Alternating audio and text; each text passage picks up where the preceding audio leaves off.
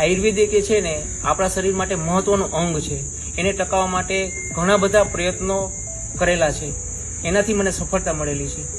એની અંદર સારા સારા આયુર્વેદ અભિષેક બુક, વસુંધરાની વનસ્પતિ, ચરક સંહિતા, આ બધા પુસ્તકોનું મેં 5-5 વખત વાંચેલું છે. ત્યાર પછી મને સમજાણું છે કે આયુર્વેદિક એ આપણું મહત્વનો પાઠ છે.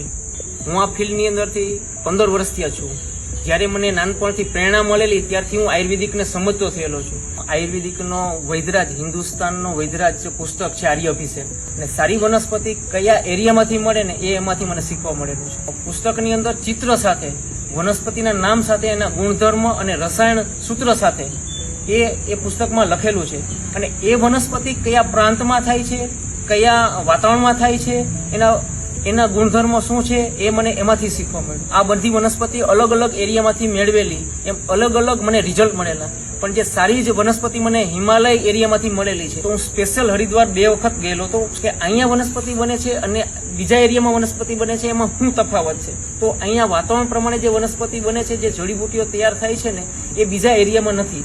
તો ત્યાંથી જડીબુટીઓ મંગાવી અને અહીંયા એનું રિસર્ચ કરી અને એનો ઉપયોગ કરું છું. આમ તો હું 2004થી આ પ્રોડક્ટ વિશે જાણું છું અને આ પ્રોડક્ટનો ઉપયોગ કરું છું.